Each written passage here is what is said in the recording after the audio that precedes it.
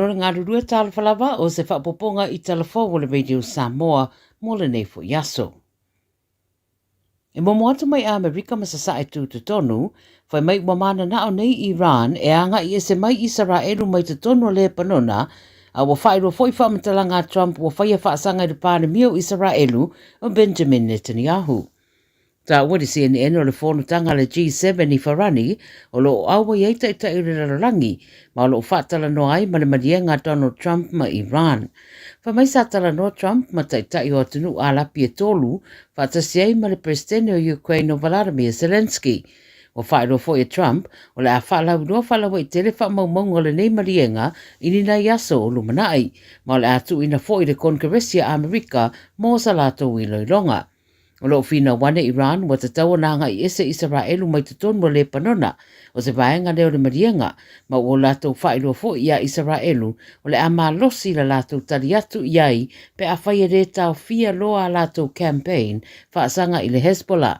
O whaero e sui o le mano Amerika I le ripoti rea le CNN o le anga I ese mai o Israelu mai le panona e le o se vaenga o le marienga I le va o Amerika ma Iran. Whai mai sa tārusanga Israelu e fia vaai I whaamaumonga o le marienga peita ina te enai Amerika.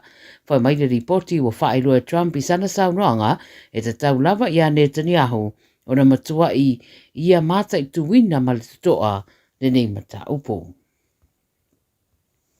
I Somalia, o le stete o Somaliland le o te tala neisona ofisa Jerusalema e pe ona ripotia le BBC. O noa I nei o masina talo na mana ia Israelu le ai po le stete lea o se atunu ututo tasi. O le presidente o le Somaliland o Abdirahman Muhammad Abdullahi sa malanga siasi I Israelu ma whaiaila la whonu tanga ma Netanyahu ma tala noa I le loloto o le so tanga I le vāo tangata o atunu e lua. Lo tu mo pere manato Somalia o Somaliland o se territorio na tunu, mai to telefo I le o fia le ese senga wa ye nei. Lo fa solo pe na mafana a tiri so tanga o Israelu ma Somaliland, ma lo ilo a tiri le ofisa e pe o na talaina nei. Lo pulea lava e Somaliland o na tangata talu mai lava o nanga I ese mai Somalia I le afepsera I vatasi na ua whato I le roina le whainga malo na iai. I au se talia ua whaamaoni e to o lua I se ri ua mōria leo I le whetau ina o le awe whaamalo si au se tamamatua mai North Ride I le amatanga o le tausanga nei, le ana muri ane whaamaoni e ua whasiotia. O le tamae varu se fururima tausanga o Chris Baxarian na awe whaamalo si au mai rona whale le aso se furu tolu o Februari le tausanga nei. Ma sa manatu leo e fōringa se se le tangata na ngai iei leo swainga. Na maualo na tino mariu le aso 2 Februari e lata I se malai ta Apollo I Pit Town I Sini lava. To a whātangata na wa mai ana mōria leo I whalam lave le nei, ma o whapopotu nei la iei malisi to o lua leo ua mōria I le so, whai mai I se furu iwa tausanga o leisi, ma leisi e lua sfutasi tausanga le matua. I New Zealand was aunwana taitai o New Zealand First, o Winston Peters, e le whate ia I nisi o ripoti wānginga nei, o tā uai sa whasese e nisi o tangata whaingarenga I Immigration Minister, ma tā uai e Peters, o te tau lava o na awe le wharepuipui I lato wia. Whairua le Minister o Whamalanga Inga o Erica Stanford I le Radio New Zealand, sa whaia lava maresira fia e sui nei o le ofisa le tau fia o whamataranga mai a te ia mara whainga malo taruai le Labour. Pai mai Peters, sa ia whai ia Stanford I se teimi ua tuana ai, o le ofisa o Whamalanga Inga New Zealand, o le matanga ruenga o Pito City o le anga lea I le atunu, ma o le ra uadi adi mai le whate iai o ia. Ma tā ua taitai o New Zealand First, o lo iei tangata whai ngā ruenga I whatuatuaina ma le leire whatinoina o ngā ruenga peitai o isi ua a whiai rea unanga. O le Minister o Tupe o Nicola Willis na ia saunoa le Parliamentary e tā ua le whaamautinoa e le to tūra I maini a mionga whapea I le lumanai. Tara muri mai Amerika Samoa, e lango le sui o Amerika Samoa le Kongresia Amerika, le whaai unga Trump e whaatatau I whai ngā Faiva I le Pasifika, e pe ona ripoti atu I le vai aso taruai. Pai mai ui whaatari au mua a mata Coleman Radwagen, I le ripoti le leitio whaamamaroni sila, o le polo inga e pe ona sainia Trump e matuai tala le leitele lea mo le tamau ainga o le Pasifika, ma whai ngā Faiva. mai whawhita iai le Presidente. Nā susfuta su uni na saini ai le polo inga le Trump e au fiaina no fuanga tā ua o Papa Hanau Moku Akea i Hawaii, le Mariana Trench i le atu Mariana, ma le Rose Atoll National Monument i Amerika Samoa. No fuanga i o tatala mo whai ngā Faiva whaapi sinisi. E iei nisi e le o langolango ina lea whai unga Trump o na whamai a lātou o ngā sami pui puia i o le Pasifika o le aava noa mō le lautele i lalo o le aitu ai ngā polo inga. Tala ia le video Samoa mo lau whaafunga mai le nei aso soifua. Radio Samoa Tasili mai batolu Amu Radio Samoa Tasili mai batolu Amu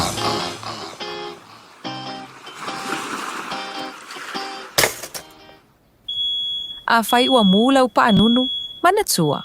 Tia ai ila lapisi e la foiai mea ai. Ai le o le pini lapisi mea sani. Langa i le ai masivaenga o mea ai mauna lapisi e wha ama umaua. Tamaki Turiki, all together, Auckland. I feel maua so sad. Omega ka. Diana knowing moa. Omega ka.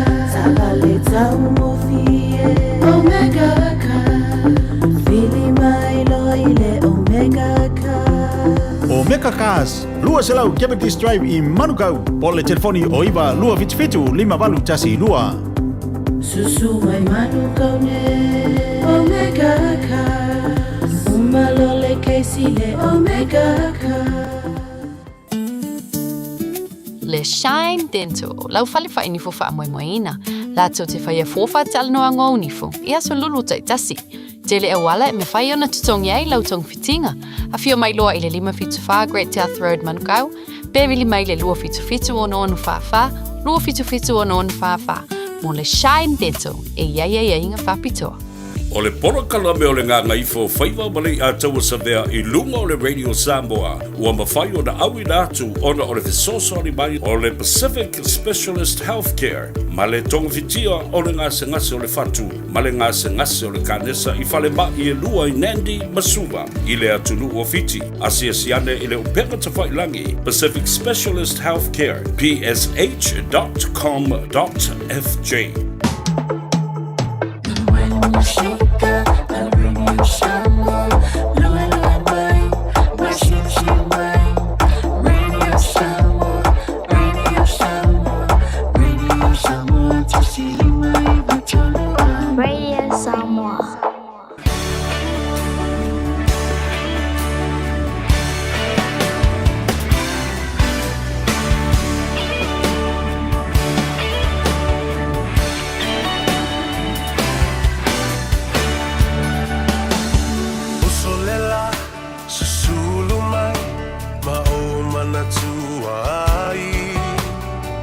Samoa le nu'u o te nofo ai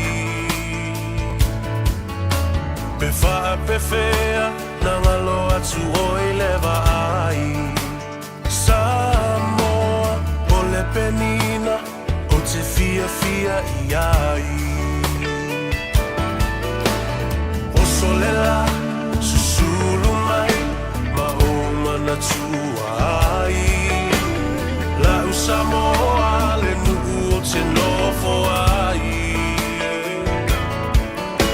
Pe wha pe whea na ngalo atu o i lewa ai Samoa o le penina o te fia i ai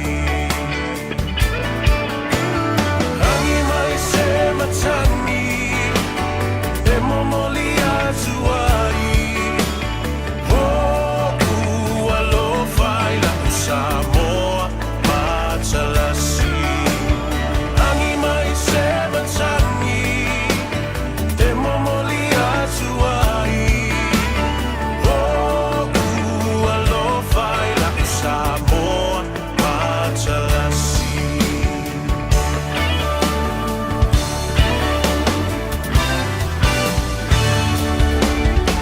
O aolelea fa asolo solo La foia o na paolo Lona sami i la pe asulungia ele masina Pefa ape fea Nangalo atu oea ita Samoa Ole penina ole vasa Pasifika Tangi mai se matangi Se mamoli atu ai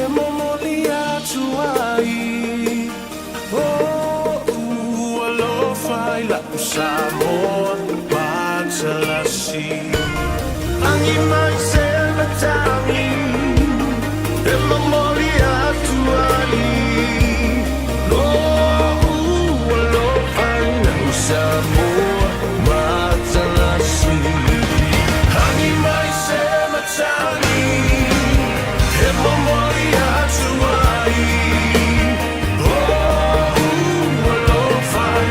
Samoa,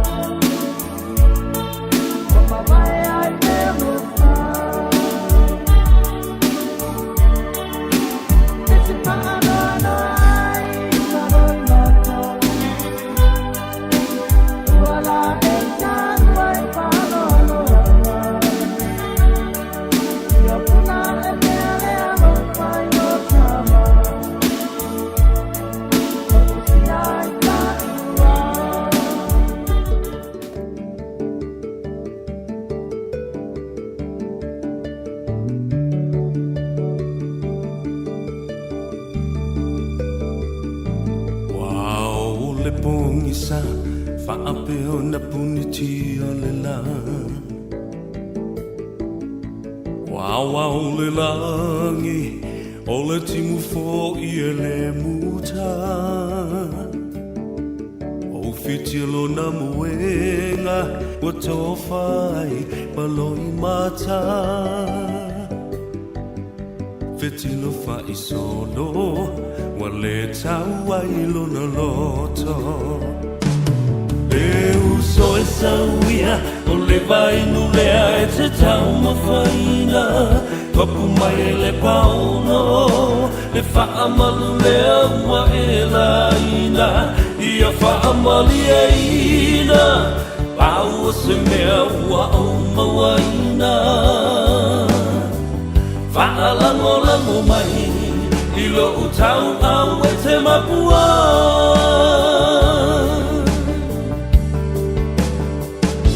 Langona le fia ai Se fulu se nese I whaalawai A o se ato whangu Pela vai o se papa mafu Amu ia la salo Wa file mulo na masalo salo Se ia lo famai Olo uola wale mawhai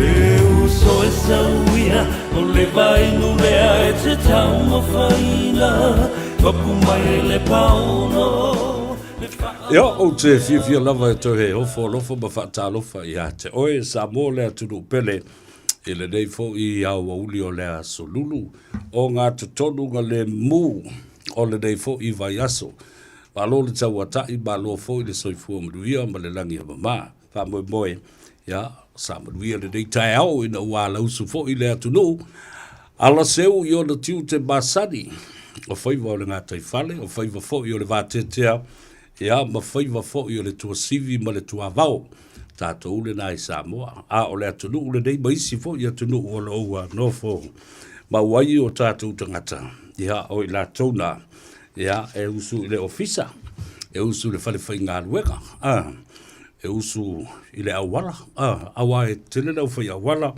ia e usu le potu a onga o le whale mai so se ngā luenga oka le tele o me ua te tofi iai ia lo tātou o tunu tangata ia malona Faiva tangata fo ia ma le mea lofa le atua ua foa iai ia ai vi iai le lofa ma le anga le leio le atua lo maua pea avanoa tātou te laulua fesila fa iai ia ona o le mahalosi ma le ola awai le ia se faia le Faiva le ua na o le atua totasi o le Faiva o le pule soifua pule I le soifua lau le lei o le atunu ia awa foi ia o tātou tiute ma Faiva ua te tofi iai tātou malo a fua ai lau o maua sufi foi ia ma taulangi masula le lofa ma le anga le lei o le atua ia te oe ma uma I tātou uma ua mwhai ai o na tātou toi penei lungo pe au mangalu o le ea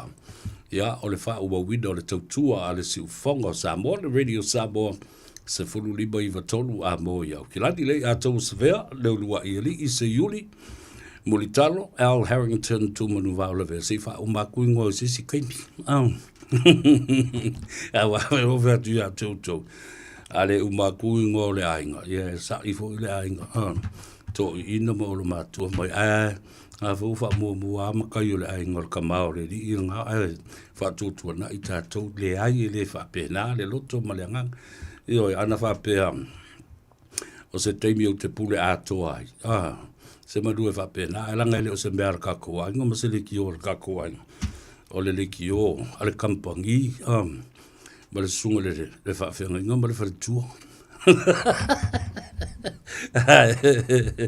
te yo vai nga fa o matu tatu por kalame ia na fa pena fo i leo na to e taulangi atu lau to fa lo ma walunga au lo pule lea fa tai i lo ainga tama nei ai ngol tina ia o lo fa pena ai se fo i polo mangafa sili ilangi vai atu ni langi ni nili mani langi sili i le tapo inga le tunu fatalofa mo folofa i le tafetolu o le vanofo Samoa e ona tulanga falupe ma tulanga maupupue Samoa lava ia o le sa fou ngata ma fa ofi ngata i le ava ia ta oto atu pa ia i sa ma whainga o pa ia le popo ma upale solo ia awa o sa le avia o le atunu ue le ai seisi po ai lava se batai e fia poto e to e tau langa masa ili bafa ngota sa ngole i ai o le atunu ua umo na tofi ma tosi le vau tosi le sabi tosi tua oi o mea umalava ia pa ia na wa mamalu fa le malo pa ia fo i mamalu fa le atunu ia ai ia mawa lunga se vi ingo le atua e momoli e ana au auna ma le au whainga luenga tutofi le atua i le pai si na o le tala le lei ma feoi o le rangi o le a le fata whaitaulanga o lo o tau ngā luru ai ma le tō vine fata alo fatu maufa alo fatu i le au whainga luenga pa ia le atua ia e se foi nai u tau whale tua awa o le fautua malosi ma le pautu le na e tu atu i o tau tua i teimi uma e mua le whaiwhi au i le mawhore au le lei ma whailonga fusi ua malanga kola vo le ia e nofo ama se e i maitua le tautua le nā maitua a le tina o le ngā luenga e musu atu i au e sadi e whali hoa e sa fuili se rua lilo urungi le kai au i le saoninga a talo whaatu i atu tau leo whainga luenga e masa fwoi fwole tua e le mawhai o na tua ai le whaatalo whafo i atu tau leo whainga luenga ua malo malo pensione o tau la fo yo isi tu la to le nga luenga wa e tu atu ya te o tau le nga luenga le faife au fo le monsieur le fale tu fo le fa to au mai tau sinu ele ai ya se fa fita uli ele i fe ngai mo o tau le pa ia ma walunga le o nga luenga o le o malo lo pensione mai tau tele i ui mai ai ma sa mai ai ma fa mo moe mai ai ia vao o umi matu tu ia o le ala le wa la yo na se e ma mali ia le au finga luenga fo le o se mai e sui le sema a wa o to ma le nga luenga pa ia ma puade la ia le sanga te fai se malo longa o levo no to fa a ngasi le ala i le tele o to sanga tau wasu le puvai o le ola i le i tu ulangi ma le i tu ulangi o fea le atu nu o fea le nu ma le i tu malo i Samoa malo le ngā lue, malo whai o le Faiva pa ia, o le ainga sa le vi, whaafetai te talo ma whaado no manu, mō Samoa. Ia, ele ngātai Samoa, o loa lala ma papa au i lau whanua me ele o loa whaamuri mai ai, lo tātou watu no pele. Ia, ua whapea nā fo i le taapea whatuati o Samoa i tawhai fi o le larulangi.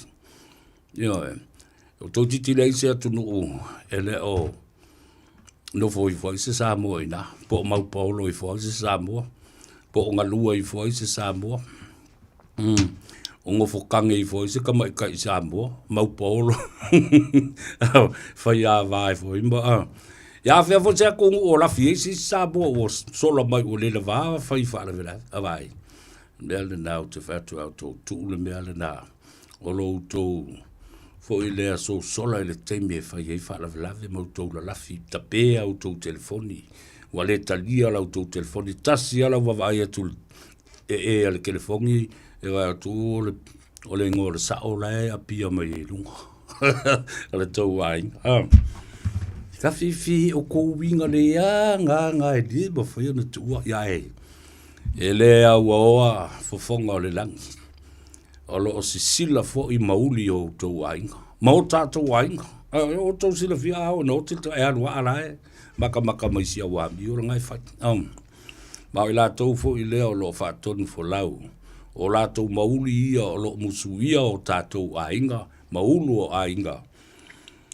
E fe so ni ai le tato ngā luenga lo whaia le lalo langi nei. Ala ki lo uma mai amba, wawai mai kaku mea pi o I e whai. Ia, ai ale teime whaari mai ai, ale whaari mai a te oi. I lau moe fo lele le pō.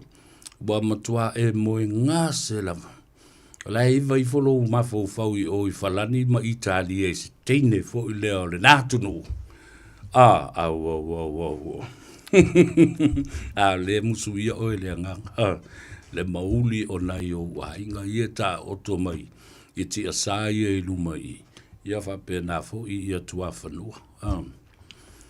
Fai mai ati o vai lau mea sere ngai fai.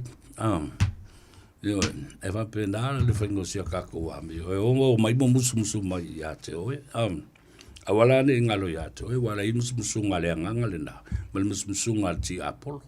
Ai mana tu fo I ala na tato wo le fa man tunga I la so sa e fa manatu tau mama fa le tino ma le toto le tato li fa ola ina ia fa fo wina le na fe ngai tato wo si ole o liu man malo le tato li fa ola Yesu Keriso ne ia tongi sala le lang ba ia tato man malo ele matu o le oti ia to tu ai ia I tato ia ma fa pena la ia leo na tato se e atu se fai ale fa amsidonga isi au ami ka fe mai le tusi le fa linga wa va ai wa vane le tusi o mai angelu markusi ale wa linga o maku on kai kasi la ele mako vala au ele fa amsingo ia te talia o isi au ami ma tuola oi ele pe le mele na fai ne o famsi no fai o tato le langi nei e o mana fai la ia le pidi a sia ka ko mbelunga e o straight studa la vole mele i se pidi e ko fai ia le na fatalo fa pitoa tamam tina matua e afe atu ele ma fai o na tu lo ma lo yo ai e afe atu e fatalofa mo folofa ia te utou na i o tamam tina matutua o le atunu ma lo le soifo manuia ma lo fo le tatalo mai ma tapua I mai ia ma utou sanga molia e langona I le tino le mafanafana I le pai mai o nā talo sanga ia mana mo onga le lei mo alo matama whana ua Samoa e uina tātu te le a inga le masani ai o to masani le vai le televise masani le falongo le letio o me fai le atunu e mafuta ai ia ona ia la ia le langona ma ale tangata le tu fa kalo fai ngai kamba ia kalo fai ngai kinge ia tawalunga tuai fo I bale o daga bale tutua fai to tasi tuto tasi ale telenga ya se manu Francis Yohane pole to fa fo ia fonga mua se eloa I le sio na I tu tapua I mai ai I le mea lilo matatalo ia ma whāton tonu mai ai ma tātou masini na tātou producer le nā o le pola kalabe le atou sa vea bale ngā Gagaifo Faiva o Samoa a wina atu I te oe ono le lango malosi mai o le tātou company o le whalebai whaapitoa o ngase o le kanesa ma le ngase o le fatu tau tongo le fatu tasi le fareba I Nandi Suva Nandi I Fiji ia malesi fo I le ai o Suva Fiji and Nandi in Suva and Nandi in Fiji Bafta ia tu le pulenga Parvish Kuma le fionga ia atoa mafua I upolu tai akui a pea fo I lua I pou o malo Christine Finau le ia taua alo la tau pulenga ia ma le whātou tuaina foi o le pole kalambe e whai ma awala e momori ai le savali whaalawi loa I foi lau tō foi au nanga ma le tau tua e tau wala tu ile soifua malolo ina. Ia, ona, fo i mai leo se wha matalanga e fia wha talofa ia i la tau. Ia o le wha to ato ai tau nuu. Ia lo sa. I lau whanua ma ele o Aotearoa nei. Po whea lava le tafo le lalurangi na anga i mai ei lau whai ngā malanga. Lau lato i le taima, le lato i le ea, le lato i le ala. Ia, pa malo le malanga. Aftai fo i le tua i lo na anga le lei. Ua te mai ai le whai ngā malanga ma le saunga le mou. Tau nuu i whanua o Aotearoa nei. Ia wa mai lola, kia ora mate. Ti hei ti mauri ora. E ngā iwi, e ngā mana, e ngā reo, e mihi atu, e te whane nei, e tūrou. Haere mai. Tēnā koutou katoa toa. Ia saula i hao whali, sau mauri masu, ia saulo makua mauri. E whai e upe mongo fo mauri. Ia wengi e koe atu. Ia me tā ua le nā. O whale a o ngā mea tā ua la tau ia. Ia, whatalofa la ia lea. I lunga o le apio fōringa.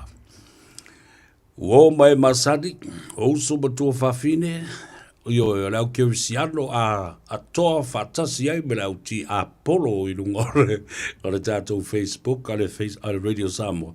Ia wapena fo i male YouTube channel. I man tua fo i o whatasi ai me na e lua le teimetas. Le lei ma leanga. Le tu o le lau kerisiano, ia ma le tu fo o le au. Ale au ki Apollo. Tatalo fatu. I lunga le Facebook page, mo le tātou YouTube channel.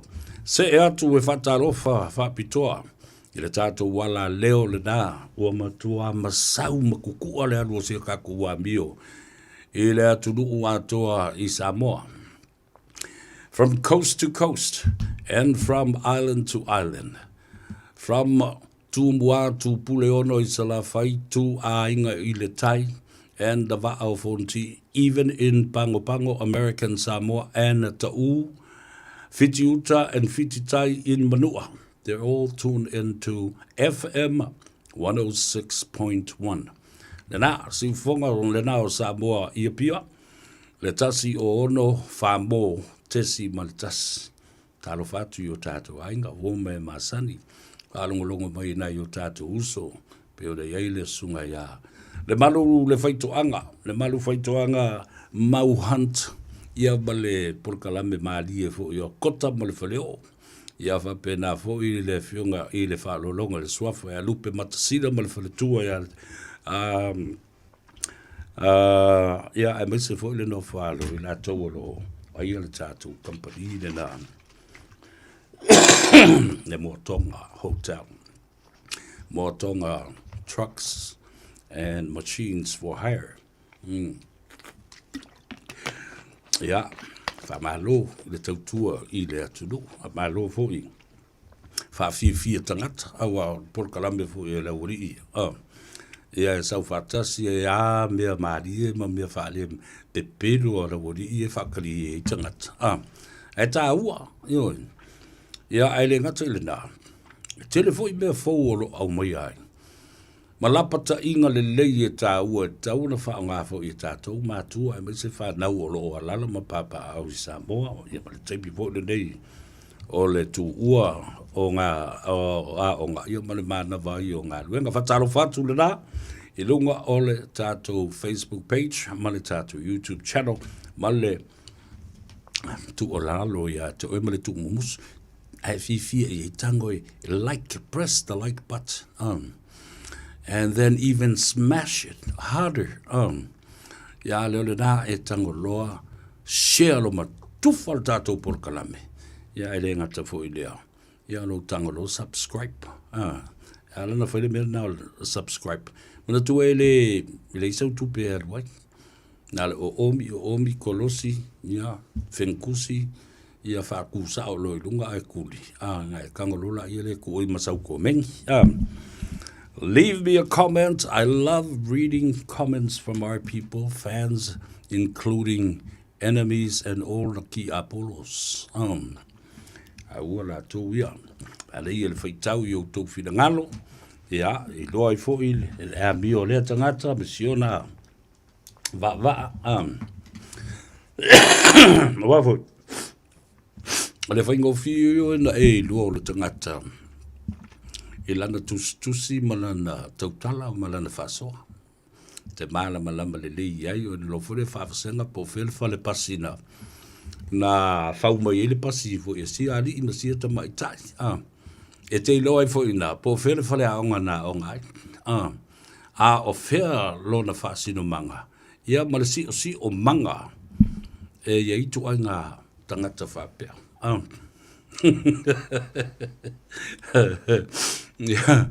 E saua upu e mai whaitau I leina mawai leina.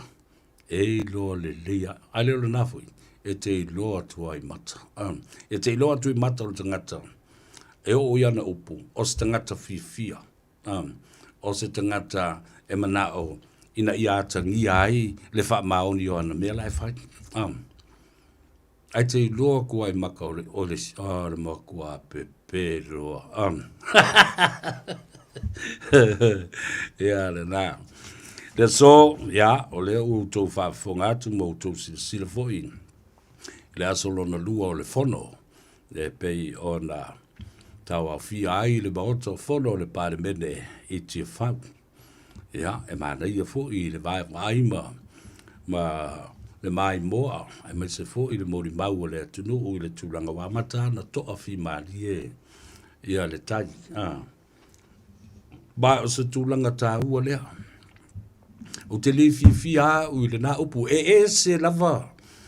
Ia le whasoa to ina sa ia yaso ia. Ia. Rawai tele upu mali e. Mai te loa foi I le teimi e whaale le furu ai lea tamali ma lea tamali I sa I tutono le mauta whanu ma le Parliamentary o Samoa. E te loa ai le taunu unga o upu. A o le momoli ina foi o le tofa. O a upu ia ta aui ai ma wha ofu ai le tofa lea o momoli. Momain. Pea momoli tele noa. Pea momoli la ma ta ui le nei. E alai uno ino le upu le fai so o isto ina e o ia tu le epa. Nga le upu fa mai e lea milia fa a upu o le maota le nei. Se tere. I rifi tau I wala o mawhau fau. O upu na alu e fai tau nuu ma le tau ai nga ma le tau whaalapu tonga fo e ngā pia ma koumea ngā whapena. E le e fai e tono le maota fono ma le Parliamentary o Samoa. O I e au mai iai la uma. La e ngata ai la E wha la e muta o iai le tō wha. O upu momori o le atunu. Iwa. O tau te alo whanga mawhaia. Ia tu ai ngā tala whapena. O le whaafonga atu le tupulanga lalo vaua le atunu whapea. Ese asu wanga whaatamali I na whaia. E to ina mātutua o lango mau I te asa ma whai I langi le wholaunga. Male turi ngāsia. E ui ina le I o ni a onga. E ui ele I maua ni o lātou tike lima ni o lātou tā ua si o te maa.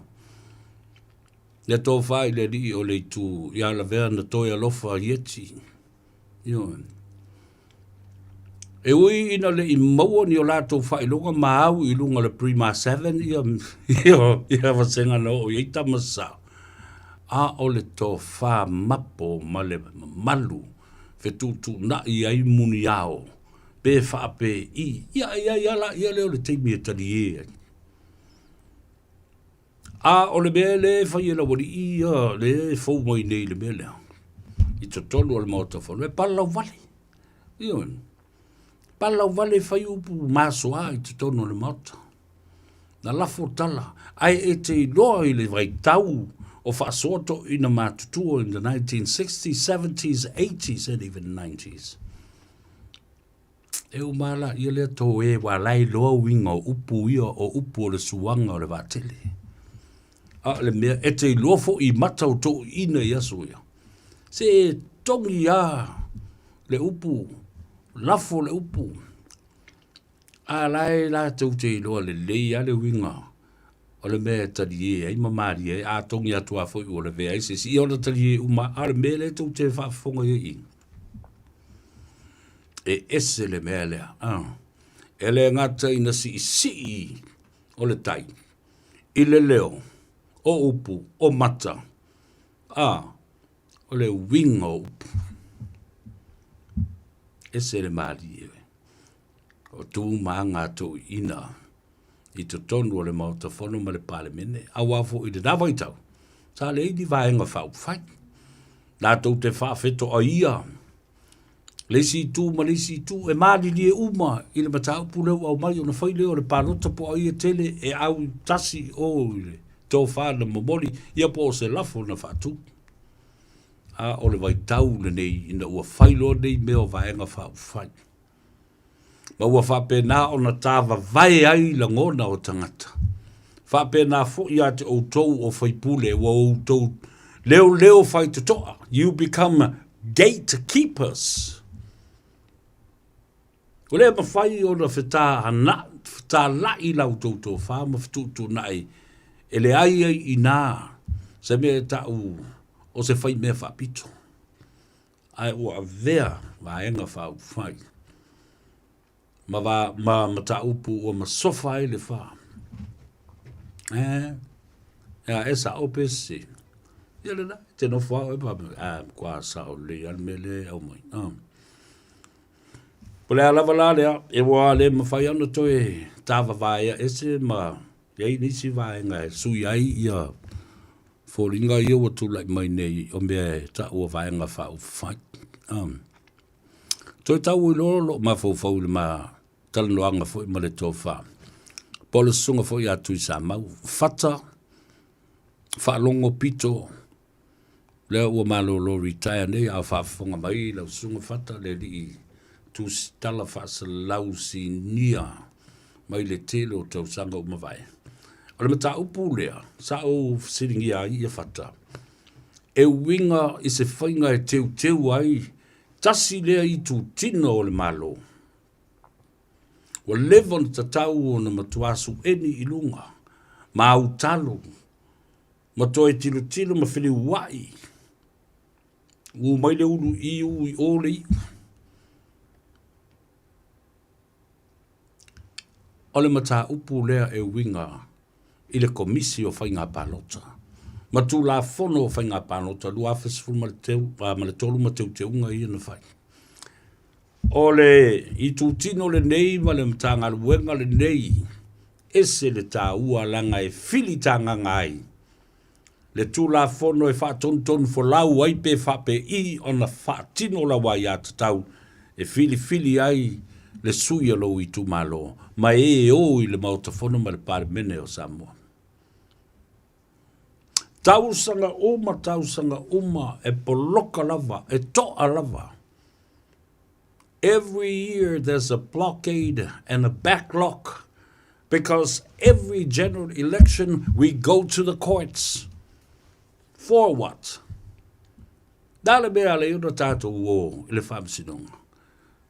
Tātou te o le whamsinonga ai nofo ma tāpua i le atunu ma vali ano le atunu. Ele se le tala le nā le avatu le atau. Ona uma leo le nā, whai ngā pārota la iti, whaatalitali se i uma, i unga o whaamsinonga, petitions uma o pārota. Uma le nā tau whaawasenga mai, le whainu mera i lātou. Ina fausi ai se whainga malo le atulai mai e tau avel sao le atunu.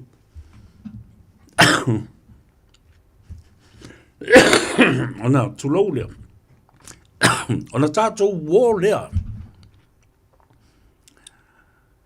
E le isi wha se fulu ma le 5 aso. Pe o le spela mai le whawai. E tā pena ai le whainga malo fō.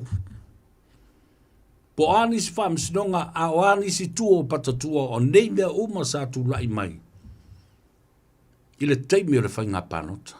A whai e o atu iai i le aso lona fast full ma le lima, ai le i maua se tasi, e mamori ai le savali i le fionga i le malu o le malo.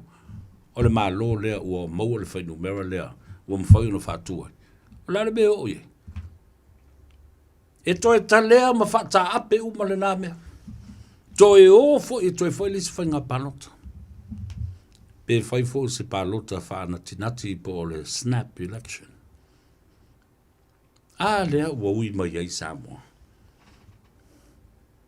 Lea nā whi tōrua i ai Samoa, koe a whi mai koe a whi aku. O mai koe o aku. Ai nofo ma whaatalitali lea tunu. Mea nā la ionu a watu wae a uia la ulu i tau. Na uwha atua i loa i le sunga a whata. Tui sa mau, o mai se whautanga i lau sunga tui sa mau. Wa loa fo i ona e milo ma e iai tonu o le li o lea o vaenga whai. Tasi lea ta mali i wha lima palota lau tele nāruai e le manu malo lafa. Ne sunga a whata. Whalongo pito. Ona o lea. Whamaile sunga tui sama. Ia te au. Whaalima ona o tau wā i whainga pānota te tele lea tunu o te le manu malo. Aisea.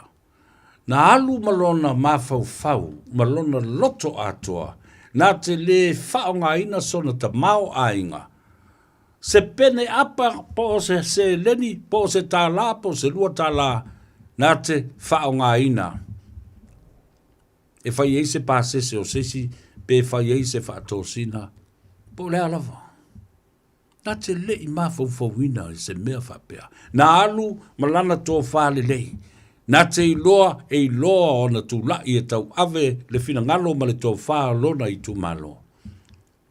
E le ngata i tū mua e whape nā fui, i le motu tele i sa la whai, i nā i lea la tau, ma i sa lenga. 5 times he failed to win a seat in Parliament. Because why? He had never thought of using money to be part of his campaign. No fatu lola i le iai. Ala so fina ngalo le temile ne mei. Il temile nei. Ai paul sunga fa mai le sunga ya fata fa longo pito. Times have changed. E le toi mawhai o le natura lava leo le tangata o le aapa i le tupe. O le tupe lona malo si anga. Le iti o fo i la tula i mai mea fa pena. I te tonu o le mauta. Nisi sao mai i le malosi o le whaatupeina o lātou campaign. Ai o mai foi. Nā ona se eia na fōa ma le tofi o le tu malo. Ao se mea e winga i se upu e momori ai le tō whālo na i tu malo. Papai ai le atunu ma le tu malo ma le fono usu o Samoa ma le awala ki livai. Nothing whatsoever. Wa leo tango le vase ma tau va ai leila i to inga. Me o iai ia me ne yo fatosina e mesela o e o le au le mot. Oisi. Le ise to fa ma se fautanga ai nalu i o i le mota. Ono lea tupe na ola na komiti tufa. Fa tau i le palota. Le ala le na o le sao noanga fata i ate au. I le mata le noanga i le whai unga neiva i aso oka. Sao yo sa le ise bea pue leo i whai ei se tal noanga. A le ma sanga inga lea na whai mai loo ma le sunga fata. Sao whai aturu ia fata. Wha mata ei se taimi e le ma whai ai. Ona iai se teimi ua sao whangale. Le wha moi o le atunu ui ana whainga pānota e au noa. Mani whawhita uli o nei meo le whaonga ino tupe. Nā le tala. Le sunga tui samau. Mai le sunga tui samau. e le tai mawhai le ataua. E le mawhai. No whai lole iai. A whawhea la pe a whai. Cap lo le mea. Whatanga lona tātou o e whaangare tupe. Pe tuwha tai lua se furu wafe. Pe amata le tai lima afe pe se furu wafe. Ale sui momo e whai ilang campaign. Whai mai le talasua. Whai mai le saudonga a whata. Wai e le ai manisi e wha maoni e tau tutu le nā mea lo se furu wafe. Da tātou o le malolonga. Fo mai wha au ia le ma whailoa inga ma le sanga inga fo ma le sunga a tuisa mau. Ia le sunga a whata wha pito. The legendary journalist and broadcaster and first editor of Samoa Times newspaper for so many years. We'll be back.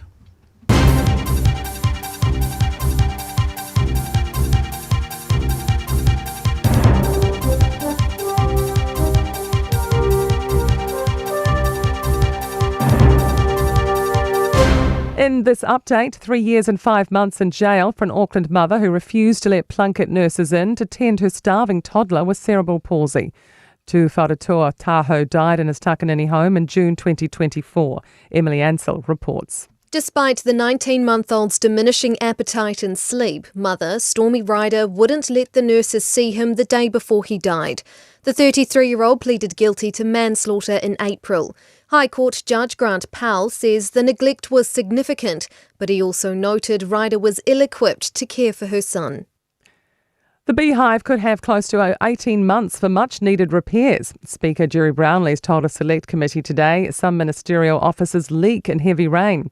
A new 6-storey building is under construction in Parliament's precinct, but it's for staff and MPs, not ministers.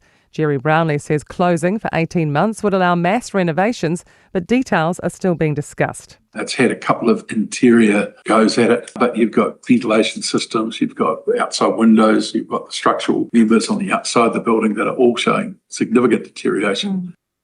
A promise of safety as the government asks the public service to use AI. It's being hailed as a way to reduce public sector cost and expenditure.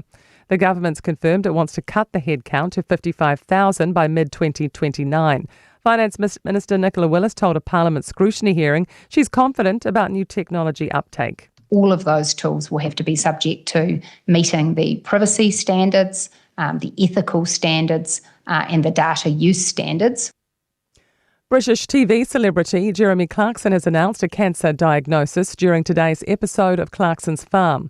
The 66-year-old pre-warned Instagram followers it would be a difficult watch without revealing why. He let out the news in a sombre chat with programme stalwarts Caleb Cooper and Charlie Island. And that's news. To sport, and coach Dame Nolene Taurua has rubber-stamped the Silver Ferns incumbent leaders for next month's Commonwealth Games in Glasgow. Taurua says Karen Berger as skipper and Kate Heffernan as vice-captain were the favoured options. It was a vote from the team and confirmed that those two players are the leaders, but also the great thing about our team is that we have a shared leadership structure as well. Kelly's in there, Grace is in there. It's been a day for superstar scoring at football's World Cup. Argentine icon Lionel Messi has become the joint highest goal scorer in World Cup history, scoring a hat-trick to lead the defending champions to a 3-0 win over Algeria. And that's sport. I'm Wendy Petrie. Radio Samoa. Taslima Ivatol Amo.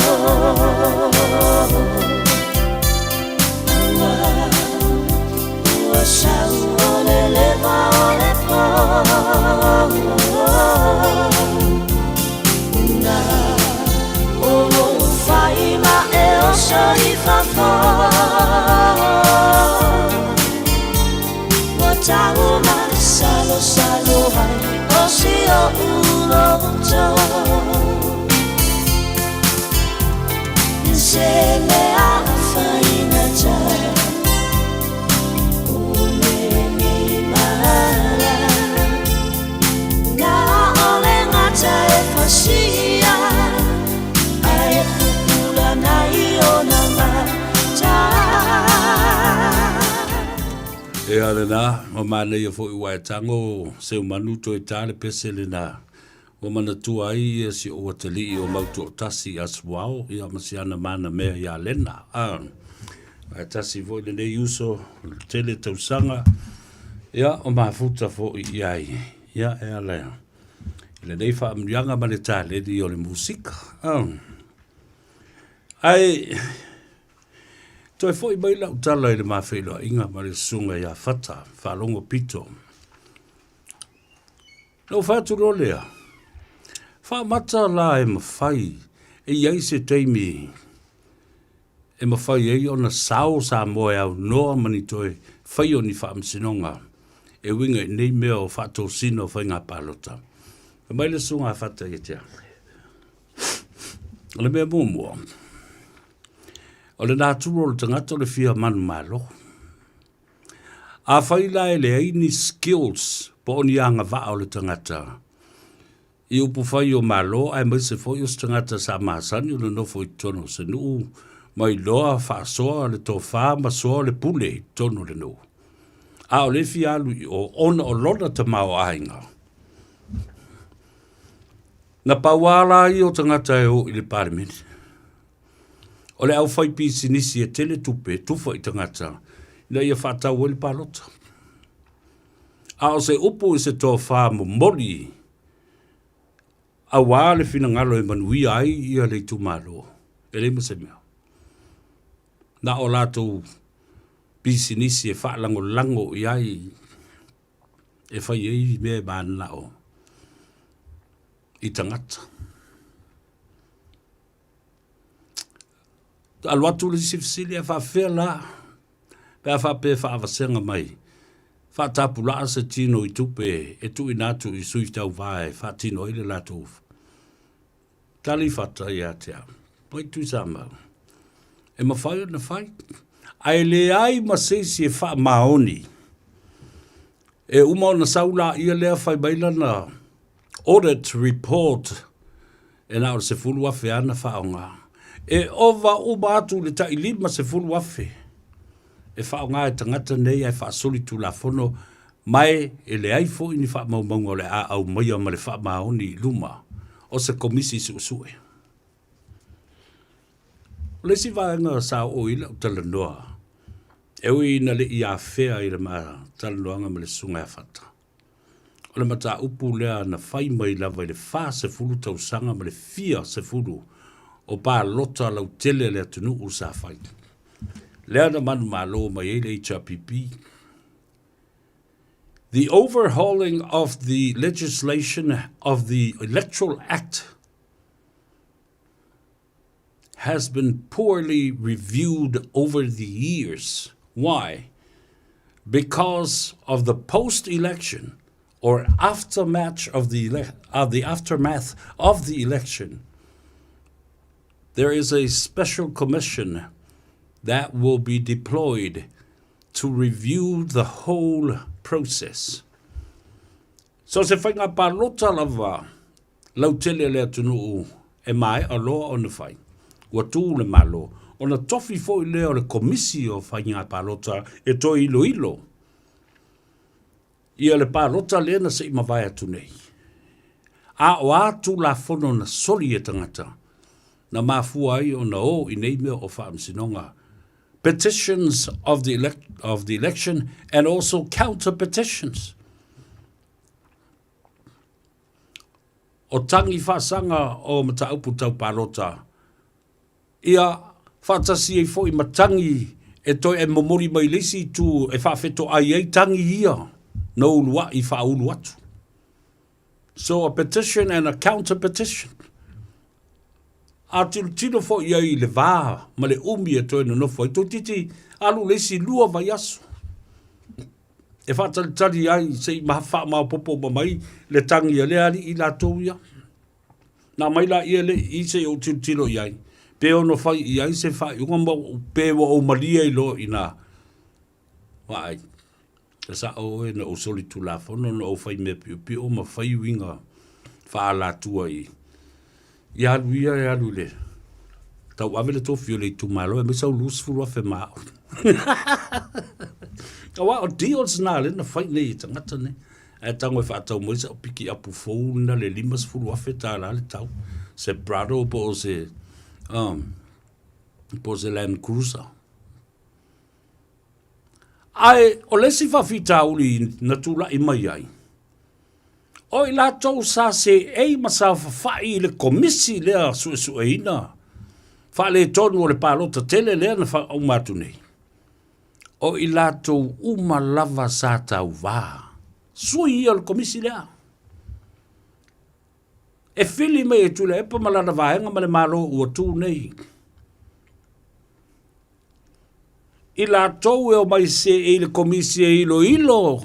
Ma sue. Whainga tā, sori tu la fono. A o a mata upu na pā uai le whaamsinonga. E mafua mai le whainga pālota lau tele. O ai la ia se e le komisi lea. Each and every one of those committee members were candidates themselves that lost and failed the election because of corruption. Now you see, now you hear Samoa. O to wawai whainga na whai. La whawhi whea la o na au mai tangata ia na whai ina o sui tau vana tamu moe. Yo lato I tu ma lo le whainga pālota. Whai ina I le whaamsinonga. Ona o le whai mea pio pio ma whai mea wha latua. Corruption. Wha maunia. Ai toi o mai e toi se ei tono o komiti le nei. O ala to pau e o mai suesue. E toi o mai toi sue, ma toi wha ulu fale I tonu I, lato wa mionga, mata ngā, ma soli ngā tu la whanu, ma whainga wha ala tua, I to tonu o le komisi. O tō mua mai. O tō wawa aira I ai. Mea ia rei maan malama I Samoa. Mea ia te taunu fufulu, ma kilingi, ma wha mama.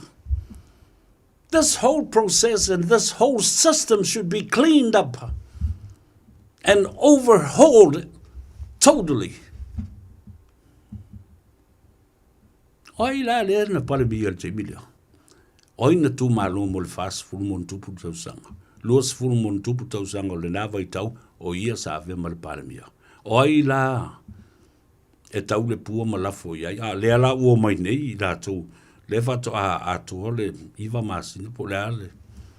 Talu le tu la me fa nga malofo. Te o titilo o tau tanga I Samoa iai. Le system lea e te tau o na fufulu mama. Ia te au. E tau o na tātou toi tanga I matoi silsila. Wawa ai isi atu nu, wawa ai mai I New Zealand, wawa ai Australia. Le nei ta mai atu nu lai titi whape nei, toi titi nei loa I lunga o le whawhanua le lorangi. Ai toi titi uma le paia inga o oi le whamsinonga e tau sa ili. Se fofo. Ina ia whau se malo mausa li mamau tū mole paia inga ato. Alo ni ilau te lo le lei atua I le anu nofu matilo tilo mai a mese o tōna e nā e le tū vaile nā. Ese se. Le ai ma se mese. Nei mea o lewa no fiufi wha manu ngase le telo tau sanga whai kengi ai I le valea. Ia mana tua la lewa whai ina nei le palota. Whai ina le whamsinonga.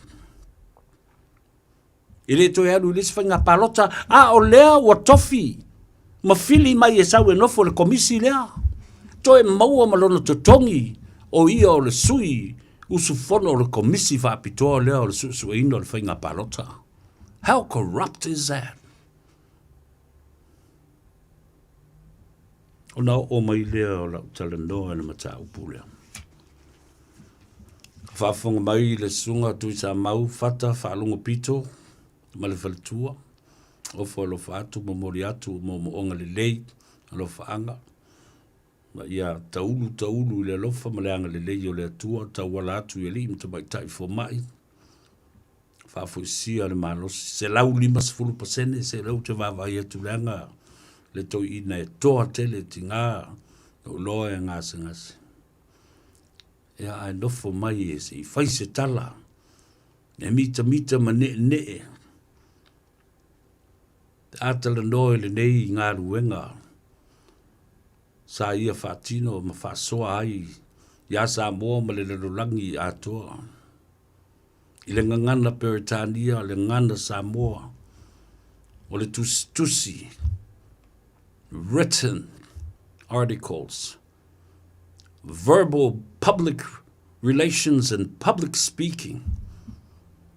I le tū, le lea o le launga e tū ai luma o le tunu o matangata ma whaafsanga I ma Samoa, ma whaalapotpotonga. Ma tala fulu le ngana Samoa ma le ngana Peritania. I was very honored to actually, it's not the first time, it's not the second time, but this time, it has become a significant, special time for me to catch up with Tui Samoa, le sunga le li loia, le li tustala, le li fasalalau, le sunga Tui Samoa fata, falongo pito, le amana tua pea le nā suafa. Na iona fōringa la le lei, ma le maalie, ma le tausafia. Ianga le atu le atua. Ma whafua loa le soifua, whafuisia le malosi atoa. Ona o mai leo la utala noa le mata upu le nei. Ona o le aso na nafi. Na lo te ai le mata upu le nei talu mai. Ona pasia tu la fono fo ilea na toe tu lai mai le whainga malo la uli. Le whaatua tua i le atua Samoa ua tasi e tatau o na wha solomuli pili ia e tolu. A wā le whatawa vaina ma le toi whaatulanga ina ia lua whaamsinonga a le atunu. Lua ulu o le whaamsinonga. O whanua masuafa ma le whaamsinonga o soli ngā tula whano. The 2020 bills that were intended to separate the two main and major courts of Samoa, the Lands Entitled Court and the Criminal Court and the Supreme Court and even the Court of Appeal. O tau se sila iai, na e whaafonga le tunu. Ina ua au mai nei mata upu le afe, lua se fulu. Tau te mara malama le iai Samoa. I loo ili tata e tai lote i aso uma, taimi uma. Aso tōna i uma i le tālo ava. Mo le fia se fulu, lua se fulu lima, lua se fulu ono tau sanga. O fai ane nei mea. I lo ua. I lo ino i pili ia mo le lima tau sanga lena mai ai. 2020. Whātonu ina e tūle e pamalana whainga māloa le chapipi. Le nā vea ma ministai le nā vai tau. Nea fionga e a whaul sā, kato pau ainu u, lea ua whai ilangi le wholaunga. Sā a vea ma ministai o le whaamsinonga le nā vai taimi. A e whesosoani ai. Nisi o lo ia, si nia, e la lango i le HRPP ma tu le epa, pe o tama ia tu le epa. Le fionga ia fpulea i ro pati atila. Whapena fo i mawhai malo ma tu mua Matthew le msio. Nā le mena whai. Se ia tu e tu le epa, Deli lo ia fepulea i ropati atila ma ave i o ma faa pulou ma faa ofu ma faa la ei ma faa pale la ei ile tofinga o lea peles tene o le faa msinonga o fandua ma suafa o Samoa. Ai se ile si lo ia ave i tutonu e fai ma komisino fai ngā pālota le tunu. Nā la ia lea. To e se i atu. Fai mālo ma tu mua, mai i le komisino fai ngā pālota. A watu i o e fai ma fesosoani lango lango o le sui pele stene. Ia fe pulea i atila. Ave tutu fatasi e to lua. Awe la ua fo i sa fsosoni i le tu sio le tu la fono le tava vai ai. Ia ulu o fam sinonga e lua. The Lands Entitled Court, fam sinonga funua mswafa, fapea fo i mal fam sinonga, the Criminal Courts or the Supreme Court. Le fam sinonga mawalunga le atunu. A o le ale mena fai e le atua, mo sa mo le lua afe lua sfunu. Male whainga pā lota o le lua afe lua sfultas. Sui ai nā le whainga malo. Ioe. Se manu e pāsia de tū la fono le rei. La le mea la tala no ma ili tū la fono lea.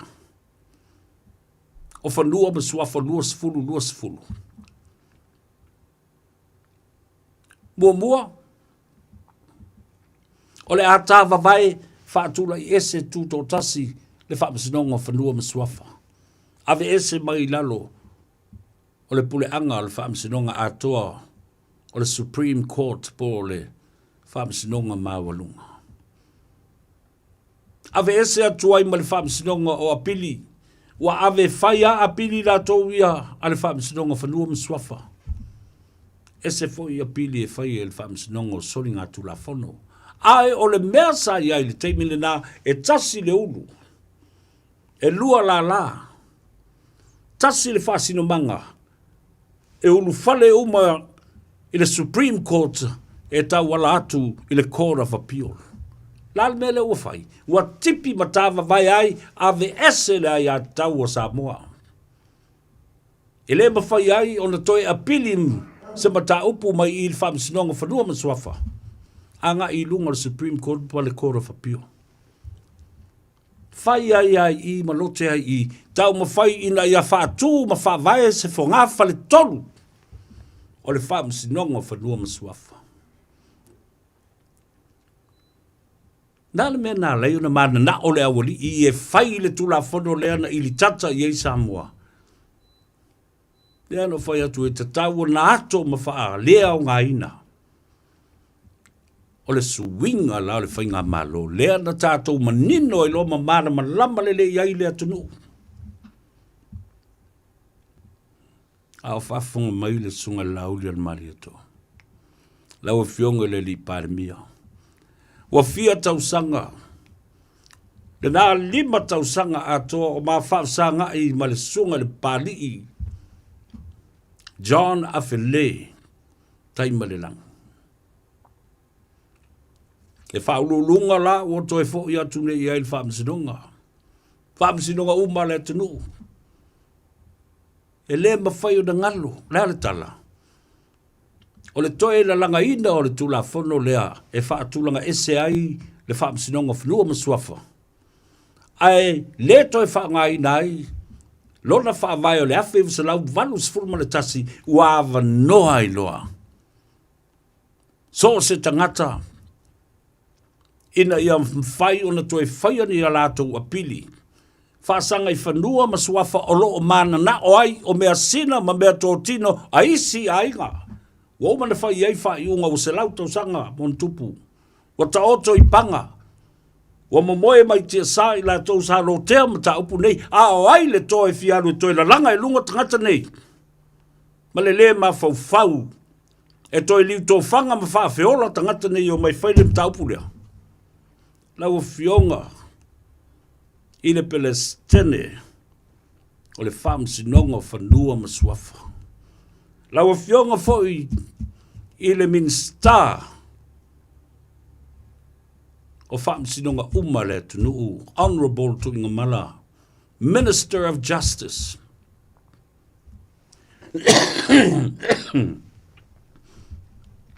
Da lea mea wha pua a wha pēla toi whai wātu wha whonga mai lea tunu. Wa le maari die wa umona ta oto i panga. Wa lango mau i tia sā, ta māmati nā mātu tua sā lato whaia whai ungo me nei. Wa ngalo ia te utou, na pau leo le mea masaa ai mamalingi le toto lea tunu. Wa utou whaia le tula whono e au nomolo utou mana malamba. E tau wai lea tunu, ma misa lea tunu, misa a inga, misa nuu mafio anga. E mā fua i lea. I le fia whai mea o le tangata, i mea le o iei lana pule. Fia mana o i swafa, fia mana o i whanua, mana o i tua oi, mana o i le ngafa. O lea a inga, ma lea a inga, o lea nuu, ma lea nuu, ma lea i tu malo, ma lea i tu malo. Se isi sila iai. Wautou ta tala le apa anufe. You have opened up the can of worms. And Samoa will never sit still because these worms will eat people alive. E ai yola o tau e ilo ia. Ma anufe ia. O tau ia na whaia le mea valelea. Lea na ngana lava iai. Ngana lava iai. Le fionga i lea lori. Le Palestine of Amsterdam for no Maswaf. The Honourable Justice Le sa te le rapi vai. Ioi. Ngana lava iai. Fe mai ea. O le tula fono le na fai le wali ia. E ai lo na mafuanga. E ai le tua o patatua le mea te lea lai tua. Fam sinonga na lātou tau ai whanua masuafa o istangata lātou te le i pai ai, wafia papai ai, da lai na o, e to e sui le tula whano lea. Te o tau sila sila i ei Samoa.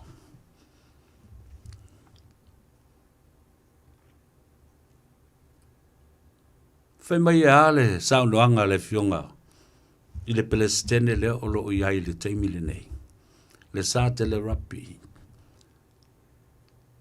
This legislation or this piece of law was ill-conceived and badly drafted. Halonga leo kou la ia leo kou kirikiro mangil mele le whakpani kai o malau. Ang yangi leo alwa kulkimi ningek. Se o kou whaafonga iei leanga leo wa afia uma le tunu o atoa. Wai lo tau lea lo lofa. Lai whalonga longa mai tu lepa. Lo tau lea lo lofa i lea tunu umana mea sina lea ainga ma lea ainga. La se anga whai i whia. Oi o tau te pule ai mo tau whai le tula whono. Ina ia whaatanga i o tau lalo le tula whono. Ia whina wina me leo ni tau mea. Whafonga Samoa hala mai. Tato whinaunga lea na whai i le lua awhi lua sifuru. Lea o toi au mai. Ono o le whaamsinonga lea na whai ana nafi. Olo nu o sola ua. Malei tu malo le no ama. Au fiai male no i manunu tu lau no fluffy. Male sa fa inga fa pefo i tap no o wale afa montai. A me si se fo yo le tu walo le tap au male tu ya tu. To o la longa fofo. O el fluffy. Ja. Esa se. Le la wale o to e pelestene nei le sunga ya furia ya tila. Ale walu e fa ngalo no loia. E tu mai ai e fai maloia, ale i tu lefio anga manunu. Na fa na fai nei mea se mai. Ile vea ma pelestene, ale fa am sinonga fanua maswafa. Ai sau fa o ngā, lona lai sene. E tu la i o se loia mo le nu o manunu. A o lea na whaafafonga le lei Samoa i le whaamsinonga lona whao o lima mātanga. Lona whao o lima matau tia. Grievous bodily harm. Lea ia sasai nai le ulu. O se leo le pō i se atingi whangu. Ave le whare mai. Wa sulu solo mata e atingi whangu i le ulu. O le leo po. O ma le whaamsinonga, whaia ina, whaamaunia mo lianga.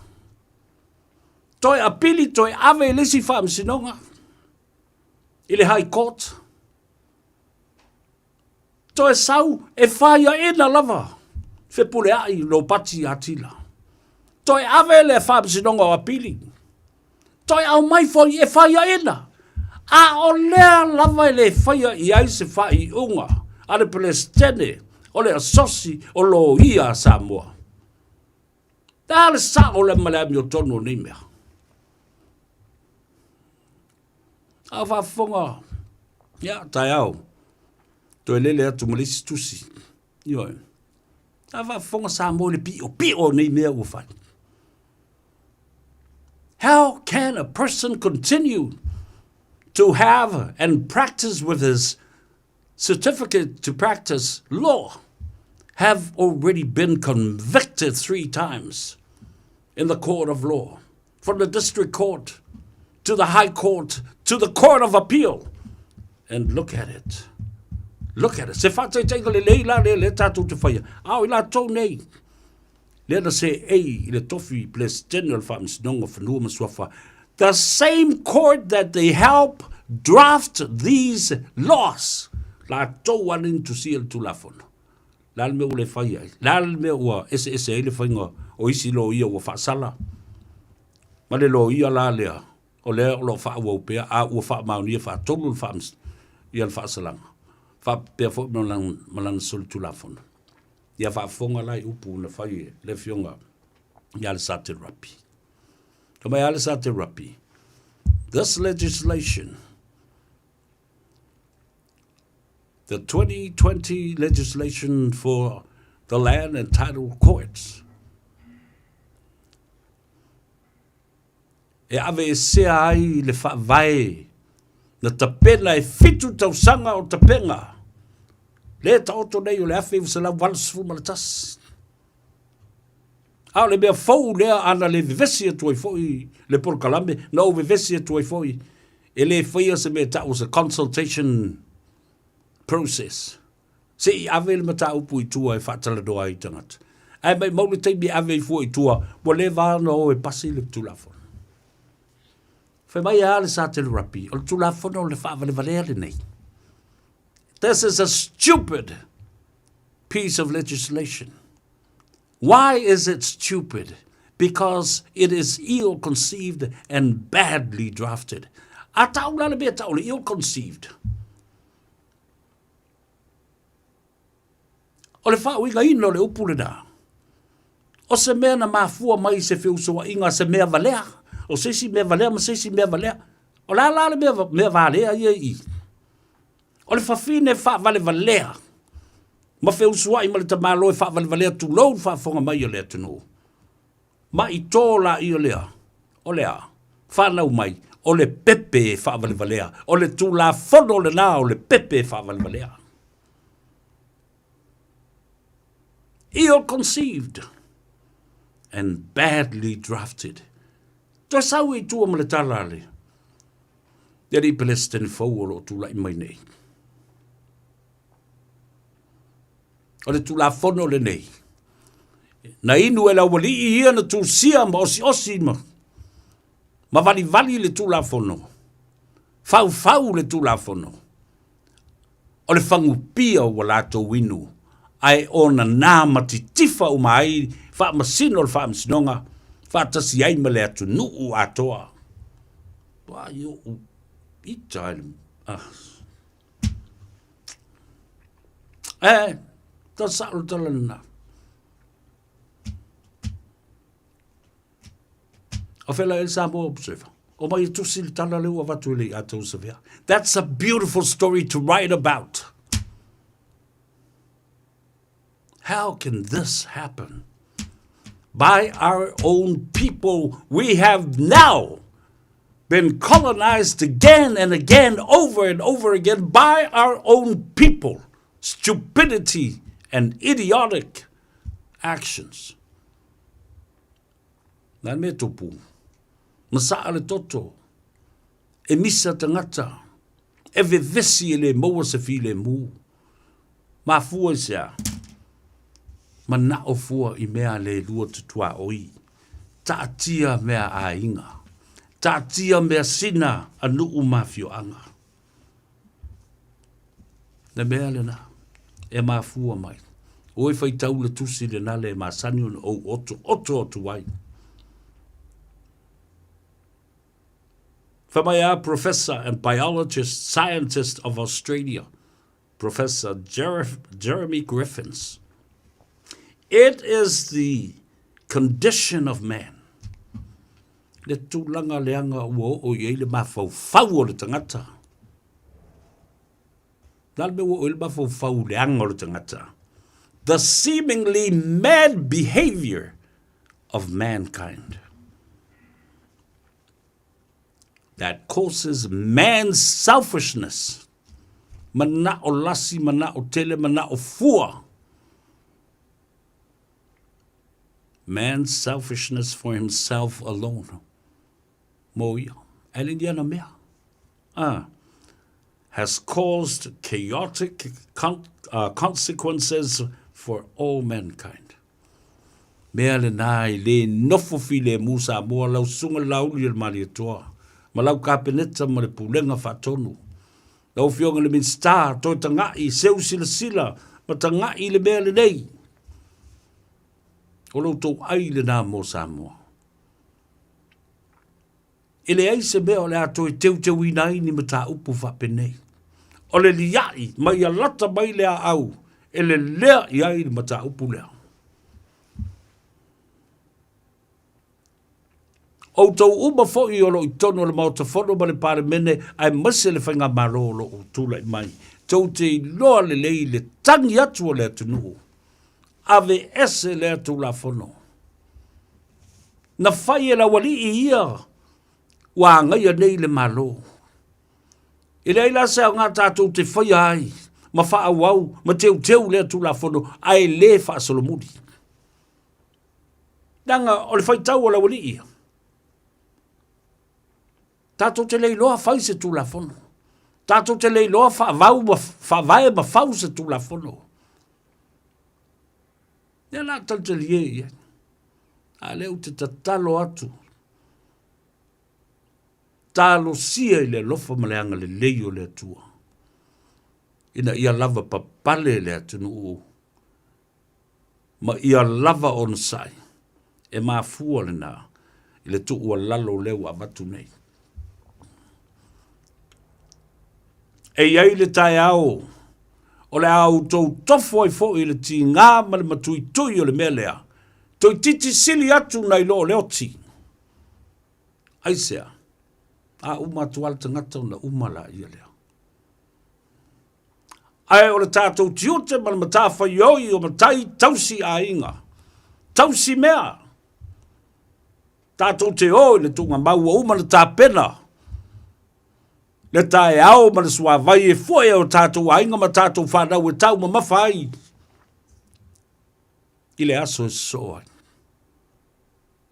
E whapenao na toi tāpena. E leisi au ngā tūpulanga. Le sua vai e foe e leisi au ngā tūpulanga mo leisi tae au fo. Le ala nā o le soso atu ma watu wai le tu o lalo ma le nganga whaalo alo. Pesi si fo i se leo i le pole nei. Nanga e lo ngona i lo tino. Le papai mai. O a upu masani o le atunu. O le ala tui le mea leo o tātou ui ai le teimi le nei. Ai a uia la ala tui. O ai tātou te tapa i ai. Ma apa i ai. Tātou te a apa i mauli ma itu. La tau te whaasino ala. Ia i tātou. O ia itu ia. O i la mutu ia. O i la mutu ma itu. Ma mauli o tātou a inga ua whai langi le wholaunga e le whioti. O lo tui mai pēa lava pēa. Lea wale mo mori atuai. A lea. Ua whaafonga Samoa. I lea na o le teimi le nei ua whai atuai se tala wha pēa. Fia e afe o Samoa o loo. Ta ape le lano langi atoa. A o lato mea sina lale. Ua whaoa ma ave tangata. Odo le tūla whono lea. Iau tau se sila foi le LTRA. Lua afe ma le valu sa o pisa atu wai lava. Ma pisa atu wai lava. Ina ua mae ale whainga paloto. Lua afe ma le valu sa o sau mai sa vai ma lo whanonoa. Ma ua ma le i leo ka ngaka. O ma ua na ma whai paloto ai. I le taimi le nā.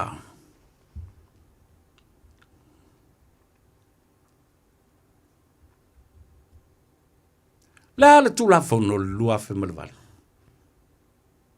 Land Transformation Registration Act for all lands of Samoa, especially our customary land.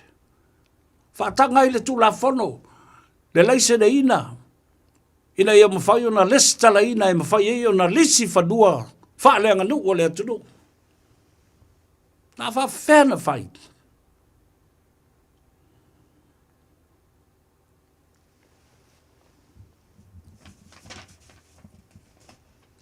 O le tula fono le nā. O te whaasamo ina whapenei. O le mana o tele o le tangata ua le whaamalia ina. O na tupu loa lea. O se mawhauwhaunga. Ina ia whausia se tula fono. Ina ia tatau wai le tangata Ina ia maua le mea lea sa mana o iai wa le whaamlia ina. O a mea ia, mea tō tino, mea sina le atunu. Ele ni alan mea. Ele papa iai, ele tau iai. Ele anga vaa iai. O mea tō tino ma mea sina a isi a inga. A isi nuu. Isi tu malo. Isi tangata. La sana fai i fea. Ele mi ngao ma le wha alo ma le manatu wha pito. Ma le wha mawa lunga. E tau le ngafa i lea suafa. E tau le ngafa i lea suafa. So se suafa i ei. E iai lo na pito whanua. Malona. To ala whanau o le whanua e tau tu ai le nā suafa. Mea tonu ale nā leo o tu lai mai le mea le nei.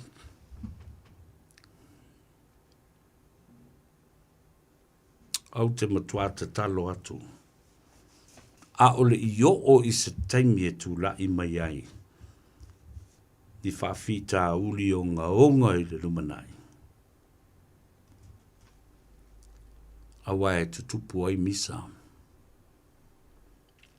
E tutupu ai masei. O tau whawhonga ea. I le fesiri. O le ale me mafua mai ai, on tupu nā mea. O taua ma misa ma vai inga. Ale nai au mai ai le, a fionga pa ia le atua. O e whai tau le Iakopo e whaolo na whai upu mōmua. O lau wha malusi au le nā, e luatu whaatasi ma le finangalo le atua. Ma le fionga pa ia le nā le atua. Ina ua le whaamaria ina le loto le tangata. Ona oso lo leo lo naita. A leo te whai atu. O taua, o misa, ma vai inga.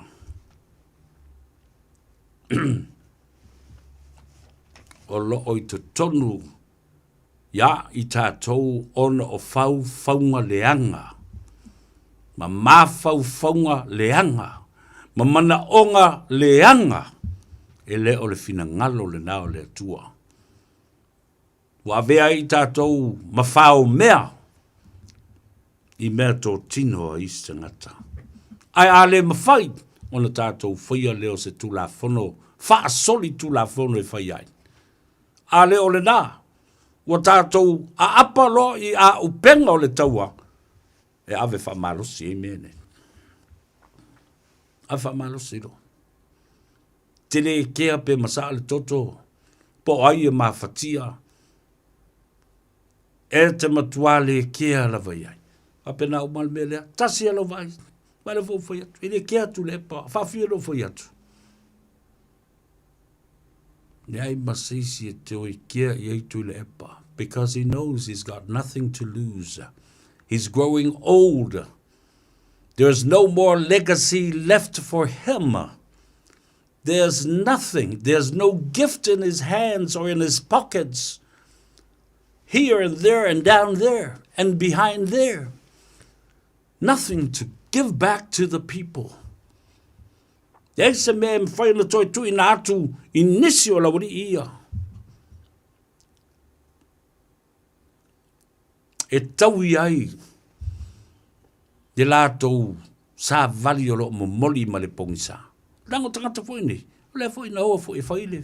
Le me mana o itu lepa. E la se me tau i tuai o tau. Nei se me tau i tuai o tau.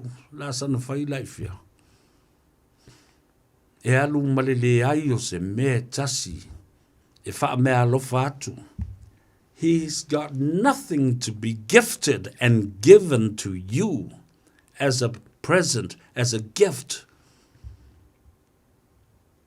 Po se tofinga fo'i e vatu i lalo le wha vai. Po iei fo'i se marusianga ia te ia na te toi whaia ai se wha mnianga wha pena alo ia i lalo sana pule o lo tau tala ma spela mai e le wha vai.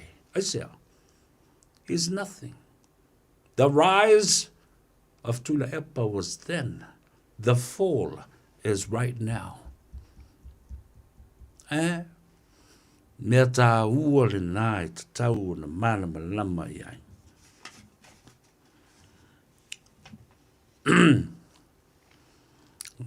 O te, I promise you, le a watu le tusi lea. Poe ai se a wale yo ne le whai se whaasalanga. E le Palestinian Malan Committee whaafoe o le sosi o lo ia Samoa. Samoa's Law Society, what have you done to Fepuleai? Accordingly, when he lost the case and became and found guilty of grievous bodily harm through the district court, and then to the Supreme and the High Court, and then, of course, to the Court of Appeal, it was the same outcome. Guilty, guilty, guilty. Then why is the Law Society not doing anything to him? In fact, if the Law Society has already punished him, why hasn't it been published and publicized to the public? O tal sa o la vola tala lena. O se whaanoanga tele lena. Whamai ale le tusi e Iakopo. Ele o le nei ea. E mai a o tau mana o leanga. O lo o tau yo tau tino uma. E o mai whea misa mataua. Ma fe vai inga. Wa o mai ia te oto. Auta. Ele o le nei ea. E mai ia te oto. E mafua mai oto mana o leanga. O lo o tau i te tonu i oto i tū tino uma. E awhi ai mo tō whai ai o wā. O le mea matau tia le nā lea lai. Toi o na o whamanatu pia. Nā fuanga nā ma le tafue, ma le a o mea leanga uma. O le loto ti ngā o le tangata ina wale whaamalia ina. Wale au sia le mea na ia mana o e maua ma o mau iai. Nā la le mea tupu. Waita le tangata. Wato tā mai le tangata wale whaamalia ina le tangata. Whaulo ma le tula whono e whaatanga i o na ia. Whaia le mea lea. E tusa malana ia lava tu la whanu o whai i lana lava pule. Awa tu whai ele me whai. Wha au na ita. Wha lua ina, wha tolu ina. Le mu sae o le ita tangolo i lea. Tangolo i le a upenga. E wha au ngā, e ave wha malosi e mea ia. Me tō tino i stanga talu whai. Tua i o whaano noa i nei mea. Elena o ufo i o whaano noa. Lo whaano noa ai le tō tele o i la tō lo o a awhia i nei mea. Le ufo i o tō e whaamanatu atu. Lau e whionga le minsta o whaamisnonga. Lau e whionga le li pāle mia ma lau ka peneta. Lau e whionga le whongofte lai. Le pule whatonu ma le malo ua tula i mai nei. O mea ia ua maea o na tau ai le taua ma ua tatanu ai. Ua tatanu la au. Ua tatanu la au o le taua. Ua uma o na papae tia o le tautianga. Ala tatu wo e toilanga. Tā tātou woe a e toi langa le melea. Au te matua i o wofo. I loutou le alo lofa i le atunu. Leila wali ia le na whaia le tula whanu lea. Lea rata o le alo lofa i le atunu. Le toi o toi whau mai le nei tula whanu luas fulu. Ta lepe e se ai le whaamsinonga. Ta lepe e se ai le whawai, na tūsia matapena, mo le fitu tausanga. Ti au o mai le Faiva se lau valus ful ma le tasi ma pasia ma ta oto ai. O le papa lea. O le malu a papa o le atunu o e sulu fai ai. E fia inu i ai le atunu o e sulu i ai le atunu o le fale mai o ngase ngase o mea sina Samoa. Mam sinonga whanua masuafa. E mau i o le fam sinonga o soli ngā tula fono. E le soli tula fono uma le atunu. E le o uma fo i le atunu i o le fam sinonga o soli ngā tula fono. A o le fam sinonga whanua masuafa. Ma fam sinonga whanua o apili o mata upu nei. A lea ua tawa vai. Wa se leia ese marusi anga o le ai a tatau o le atunu. Sa masani o na uma le fam sinonga whanua masuafa. A vanoa le mata upu. Ale a inga e o ai. I le fam sinonga mawalunga ma le fam sinonga o apili. O le fam sinonga mawalunga. The Supreme Court and the Court of Appeal. Sa leo kako fioki umai laro i. Le foi o mai lava le ma fai ona fausia le fonga fa le tolu le fam sinonga fanua o fanua masuafa aisea. Ele ai ni tangata e fa totonga ina. E pe ona iai le tula fono na fai e la wuri ia. Le ai ni tangata e anga vaa e fai le bea lea. E fa mule mule ia lau sunga lau li toi fa foi le tula fono. Ia foi le vai o sina le mea na iai. Le mea na tafe ai ma fa malu ai le te maitai. O le fa malu le nao le te maitai ma pena pena. I lona mata ngō fie. E fa pena fo i le fa malu o le atunu i lona mata ngō fie ma le file mu ma le fetau siai. Ua manino au fala ua umana tosi tua. O i lea la o tātou o mai talepe mea ua umana tosi tosi. Ma wha mau mawina. Au te talo, ia awani masaa le toto Samoa, i nei mea valea na whai mai e nei tangata. Rafa mai le tua, a mangalo se leo le awauna, manuia tele le manawai o ngā ruenga male, toi fo iatu i mauta malawa. I lato o lo ngafa mga se senga o tau mawhitanga, tali ngā sua le nei e fiafi, whaamri atu le tua, mai se foi o tau o lo vaia na i o tātou ta maam tina mātutua. E le uma tātou whinaunga, le foi whaafongafonga mai ta maam tina mātutua, o i latou o sili anga o a inga o lo ua lala mano fo mau i nei, o lo latou fo mai ma le sui fua maloloina, ma le tele o isi foi au nanga tā ua i le mau i Samoa. A o lea lava na nau atu ia lātou mea sina, aisea, o lo o ola whanau, ua tupu le ainga. Aia, o wheni mea tupu i fo le ainga, o lātou o na ia mea ia. A ua ina aisea ai o tū la whalo na whai e tangata nei.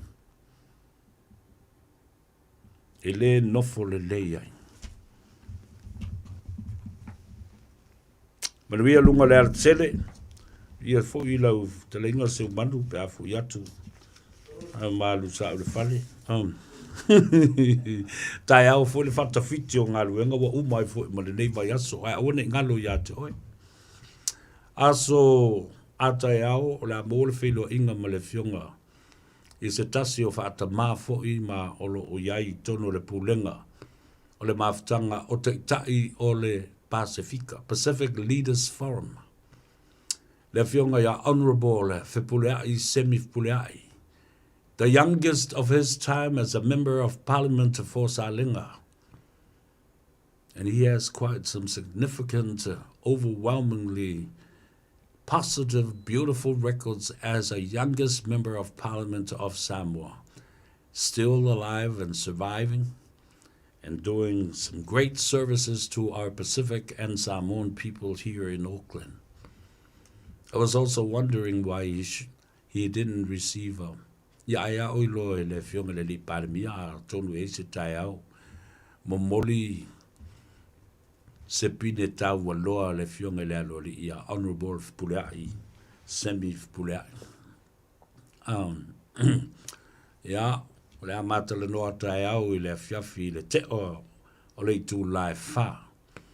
O le aunga o le wha moe moe. O le tāpena ai Samoa, le whono whauwhautua. Pacific Leaders Forum, le mafutanga whaiwhi au so whatasi a Samoa, le konsula malona ofisa atoa, Samoa poto yona tūlanga maupui e tali le vala au o le fionga I le alori. O le sivo I alori. Io e. Vavasa Manea, the Honourable Sir Winston Peters, the leader of New Zealand First, the Deputy Prime Minister and the Minister of Foreign Affairs of the National-led coalition.